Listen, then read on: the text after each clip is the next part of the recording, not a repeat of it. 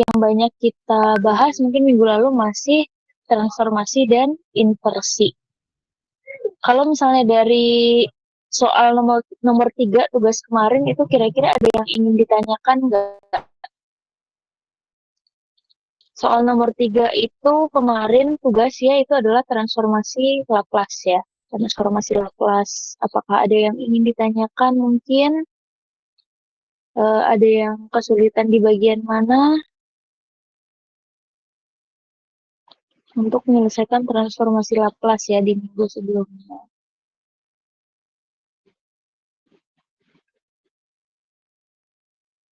Berarti enggak ya? Oke, bagus lah ya kalau enggak.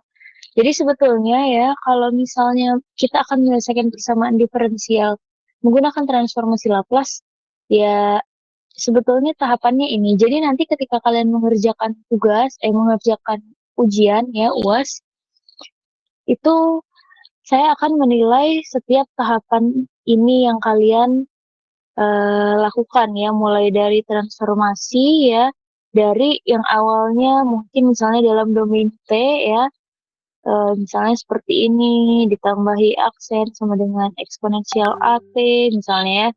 Ini semua masih dalam domain T, kemudian kalian transformasikan ke dalam domain Laplace ya S dengan menggunakan tabel.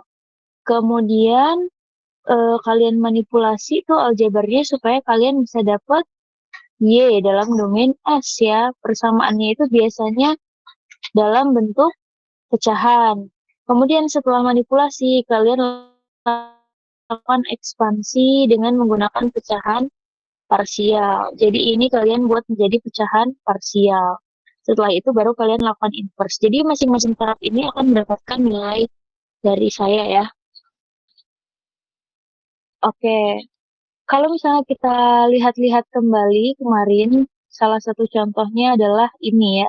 Jadi kurang lebih nanti ya, ya seperti inilah ya gitu ujian kalian soalnya kalian akan diberikan suatu persamaan ya yang di dalamnya di situ ada persamaan diferensial ya, entah turunan pertama, turunan kedua, atau turunan ketiga, maka tahapan yang pertama, dan biasanya ada kondisi awal ya. Kalau misalnya kondisi awalnya tidak ada, ya berarti kalian bisa memisalkan saja, misalnya menjadi Y0 gitu, atau Y aksen 0, dan seterusnya.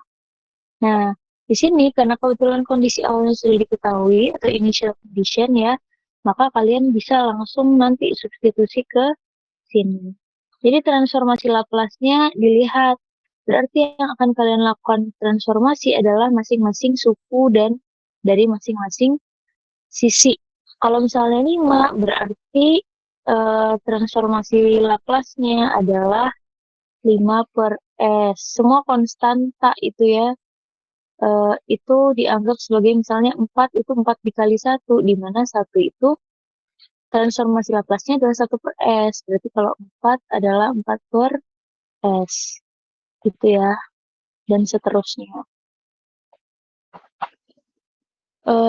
Nah, di sini untuk yang diferensial, ini yang perlu kalian hafal adalah ini, yaitu teorema diferensiasi. Teorema diferensiasi, balik lagi ke atas, di sini ada teorema transformasi Laplace, salah satu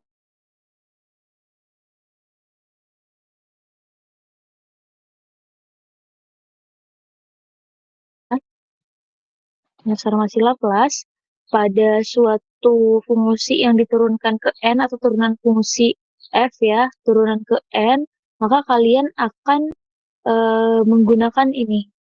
Berarti transformasi Laplace-nya adalah S pangkat N dikali F besar S dikurang S pangkat N-1 dikali F0 dikurang S min S pangkat N-2 dikali F aksen 0 dan seterusnya.